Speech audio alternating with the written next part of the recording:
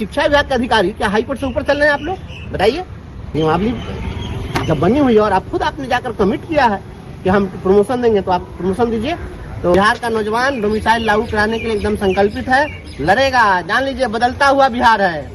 माल छापने या गिनने के अलावा दूसरा क्या है इन लोगों के पास? ये लोग यही काम करते हैं, सारा काम शिक्षक करते हैं। वाह वाह वाह। तब फिर वोट मांगे यूपीए जाएंगे लोग। बिहार का बेटा रोड पर घूमेगा ना, यूपी वाला का रोजगार दीजिएगा तो वोटवा में जाइएगा तो कहेगा कि जाइए जिसको नौकरी दिया होकर से वोट मांगेंगे। सदन में तो हम मामला उठाएंगे। हमने कहा है कि मामला फिर आ रहा है, अभी बजट सत्र में क्वेश्चन आएगा, मैं खुद उठाऊंगा इस मामले को। नियोजित शिक्षकों को प्रमोशन दिलाना हमारी पहली प्राथमिकता है, इसलिए एकदम निश्चित रूप से पहला क्वेश्चन डालेंगे। इनको देना होगा और हाईकोर्ट के आदेश को अंगूठा दिखाएगा, रगाड़ देंगे कोई पदाधिकारी रहेगा उसको, हाईकोर्ट से ऊपर चलेगा। अब शिक्षा बिहार ऐसा नहीं है, हंगामा नहीं हुआ है किसी प्रकार। लेकिन आप भड़क गए थे अधिकारी। देखिए, शून्यकाल समिति की बैठक थी और माननीय सभापति महोदय ने मुझे शून्यकाल समिति का सदस्य बनाया है और शून्यकाल समिति के अध्यक्ष हैं आदरणीय संजय बाबू, उनकी अध्यक्षता में एक बैठक थी। उस बैठक में शिक्षा विभाग के अधिकारियों को बुलाया गया था और उसमें 2022 में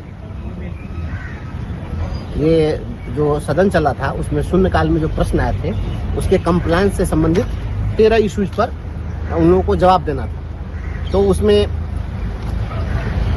सभी इश्यूज पर उनसे जवाब मांगा गया था कि इस पर आपने क्या क्या किया उसका प्रतिवेदन दीजिए।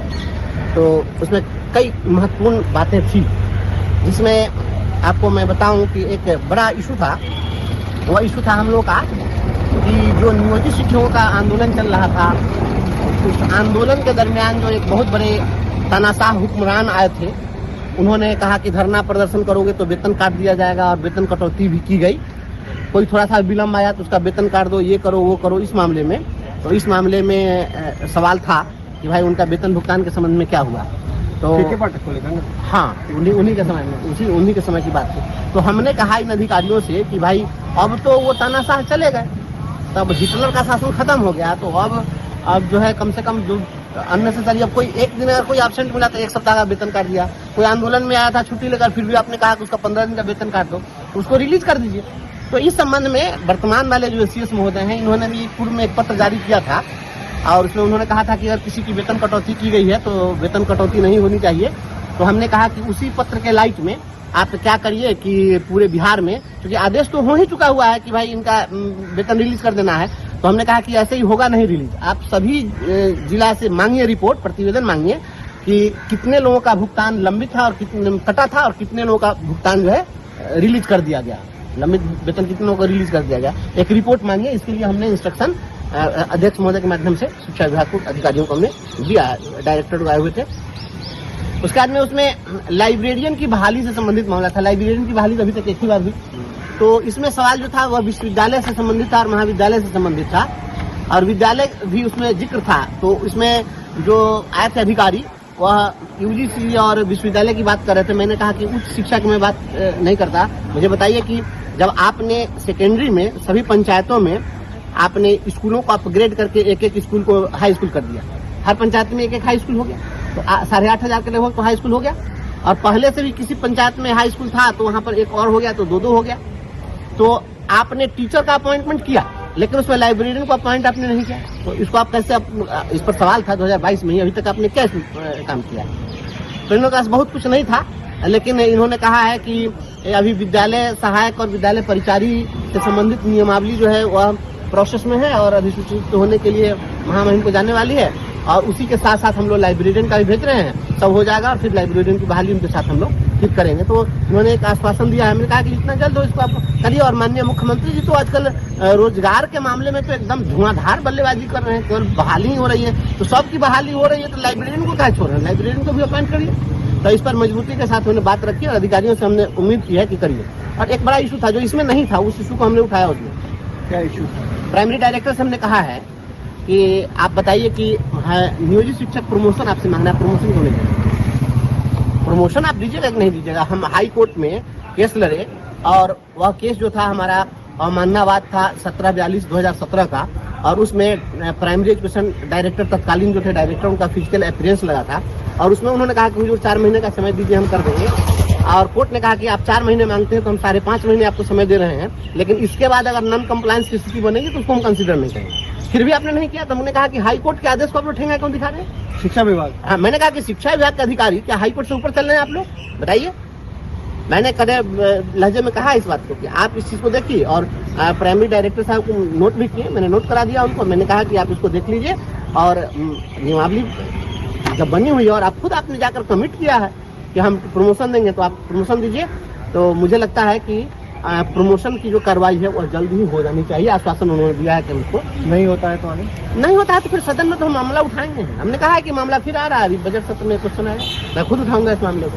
नियोजित शिक्षकों को प्रमोशन दिलाना हमारी पहली प्राथमिकता है, इसलिए एकदम निश्चित रूप से पहला क्वेश्चन डालेंगे, इनको देना होगा। और हाईकोर्ट के आदेश को अंगूठा दिखाएगा, रगड़ देंगे, कोई पदाधिकारी रहेगा उसको हाईकोर्ट से ऊपर चलेगा, नहीं रगड़ देंगे, एकदम रगड़ देंगे। सदन के अंदर देखिए उसको खड़ा करा देंगे, एकदम करा देंगे। इसमें भी मामला है, फिर अगर इस बीच में नहीं करते हैं ये लोग, तो हम सदन में फिर बुला लेंगे। इतने गुस्से में कहाँ रहते हैं? अरे गुस्सा की क्या बात है, मान लीजिए कि ये रात दिन जो है, दिन भर चक्की चले, उसमें से 100 ग्राम आटा न निकले, तो चक्की चलाने का कौन मतलब?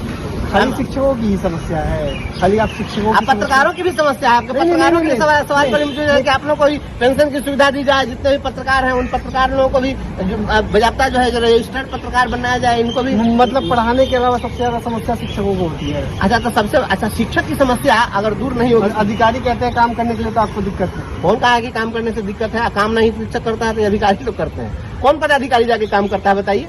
माल छापने गिनने के अलावा दूसरा क्या है इन लोगों के पास? ये लोग यही काम करते हैं, सारा काम शिक्षक करते हैं, इसलिए ये सब मत बोलिए, ये सब बात नहीं चलेगी। अच्छा, बिहार में बीपीएससी TRE 4 को लेकर भी बहाली आ सकती है, डोमिसाइल नीति की बात है, उसको लेकर आप क्या कहेंगे? डोमिसाइल ये एकदम प्राथमिकता में है। डोमिसाइल नीति एकदम लागू होनी ही चाहिए। घर का बेटा बेकार है, यूपी वाला के रोजगार है, ये सुशासन के सरकार है। वाह वाह वाह वाह, तब फिर वोट मांगे यूपीए जाएंगे लोग। बिहार का बेटा रोड पर घूमेगा ना, यूपी वाला का रोजगार दीजिएगा, तो वोटवा में जाइएगा तो कहेगा कि जाइए जिसको नौकरी दिया होकर से वोट मांगेंगे। आपने जब नामांकन करने गए थे उस दौरान डोमिसाइल को लेकर आपने चर्चा की थी, क्या मतलब विधान परिषद में भी मुद्दा उठाएंगे कि नहीं? नहीं उठाएंगे, निश्चित रूप से उठाएंगे। हम एकदम यहाँ बिहार के नौजवानों के साथ खड़े हैं, और बिहार का नौजवान डोमिसाइल लागू कराने के लिए एकदम संकल्पित है, लड़ेगा। जान लीजिए बदलता हुआ बिहार है।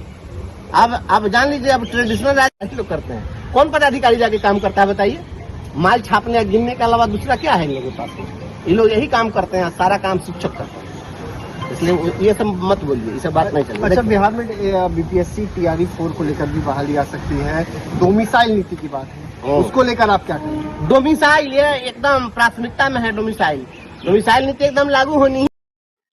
अधिकारियों का तो तबादला होता रहता है, अधिकारियों का तबादला हो रहा है, ऐसा नहीं कि नहीं हो रहा है। उसमें कुछ ऐसे लोग हो सकते हैं जो कहीं पर जमे होंगे वर्षों से, लेकिन मुख्य रूप से शिक्षकों का तबादला नहीं हो रहा है। शिक्षक तबादला के लिए परेशान है। क्या कहेंगे अभी? जहाँ डाल डाल पर बैठ गए हैं उल्लू डाल के डेरा, वहाँ कैसे होगा सवेरा। एगो के बात कहते हैं, तो एगो चोर था और सब ईमानदार है 37 गो। जांच करिए तब जो हमको बताइए कि कौन जिला का डीओ ईमानदार है, वहीं चलिए, हम साथे चलते हैं। आज शिक्षा विभाग के पदाधिकारी मेरे साथ चले। दिक्कत यहाँ एसीएस साहब को यह हो रही है कि जब सब चोरे तो हम केकरा पर कार्रवाई करें, सब पर कार्रवाई करेंगे तो ये डिपार्टमेंट चलेगा कैसे? बताइए, इसका समाधान तो विधि ब्रह्मा के पास भी नहीं।